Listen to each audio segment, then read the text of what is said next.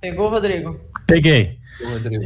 Lula 47, Bolsonaro 31, Ciro Gomes 7 e a Simone Tebet, nesse momento aqui eu estou olhando a divulgação, a Simone Tebet ficou com 5.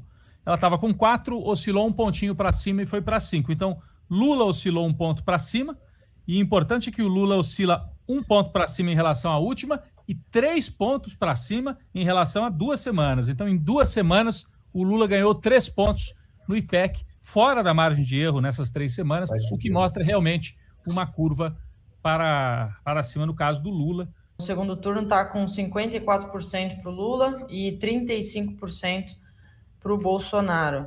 Como é que estava antes? Estava... o segundo dia 19, 54. Não, estava 53, então variou um ponto positivo, como nos votos totais no primeiro turno.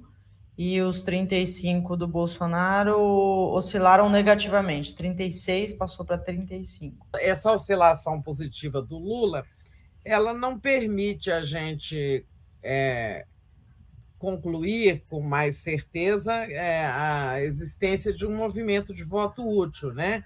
Como naquela pesquisa da FSB, ela é mais clara de que está havendo um esvaziamento de votos do Ciro na medida em que o Lula ganhou 2 lá, outra pesquisa, outro quadro.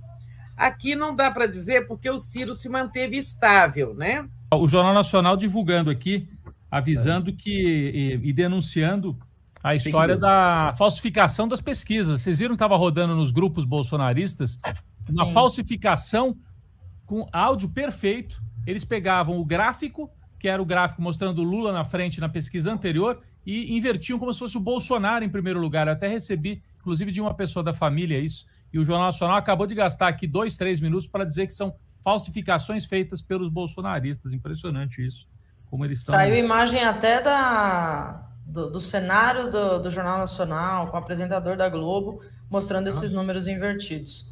É o desespero, né? Eu fiz a conta aqui, dá 51,64%.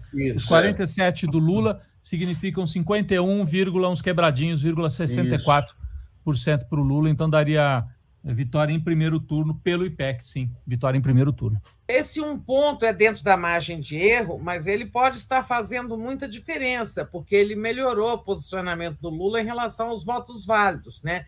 Na última pesquisa IPEC, do dia 12, eles deram 51 redondos. Hoje, 51,6 é caminhando para 52, né? Então, é um quadro no movimento positivo. 80% dos eleitores dizem estar decididos sobre o voto para presidente. Aí, olha esse gráfico aqui. Deixa eu aumentar um pouquinho. O total é a primeira barra, né? Que tem 19% de quem pode mudar de candidato ainda, e 80% de que está decidido, é definitivo o candidato. Aí, a segunda barra é do Bolsonaro. 84% tem certeza, 15% ainda pode mudar. O Lula é um pouquinho mais de certeza, 3 pontos a mais, 87 e 12. Ciro Gomes, 53% pode mudar de candidato. Isso é uma grande notícia. E 46% tem certeza. Tebet também tem 60% de eleitorado que pode mudar de voto, versus 40%, né? E esse 71 e 29 aqui está sem nome embaixo. Então é isso, 80% dos eleitores estão decididos sobre o seu voto. Mas se a gente pega aqui nas últimas 2 semanas, são 3 pontos, né? Então já começa a ter uma certa tendência, como disse a Gisele, o Lula que estava tão parado, mas era um parado bom, né? Porque era um parado em 44, né? Agora ele avança 3 pontos em 2 semanas e o Bolsonaro fica, sim, ali com 31, né? Então, me parece que tem uma tendência aí do Lula crescer. Não é uma onda, assim, um crescimento estrondoso. Não, é um movimento. É um movimento lento e seguro, né? Parece, né? E o contraponto é o Bolsonaro não sai do lugar. Porque o que ele fez era para produzir algum resultado, a tentativa de compra de votos. Então você tem você vai vendo que é uma oscilação, vai de 1 em 1, né? Então e eu entendo que talvez o Datafolha já reflita na intenção de votos, o apoio do Meirelles, entendeu?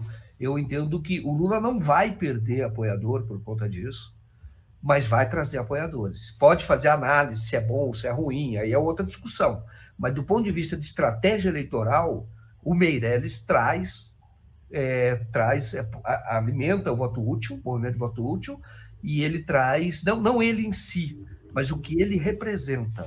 Então, eu entendo que isso deva se refletir nas próximas pesquisas, e hoje já está fora da margem de erro, né? Que é você tem, enfim, os 51,6% em pontos, 47 a 44, se a margem de erro é 2 pontos. E eu entendo que esse movimento, que agora são esses do voto útil, esses que, eventualmente, o Lula não perde, o Meirelles não vai perder, mas vai ganhar. Então, eu entendo que aumentou bastante a chance do Lula ganhar mesmo do primeiro turno.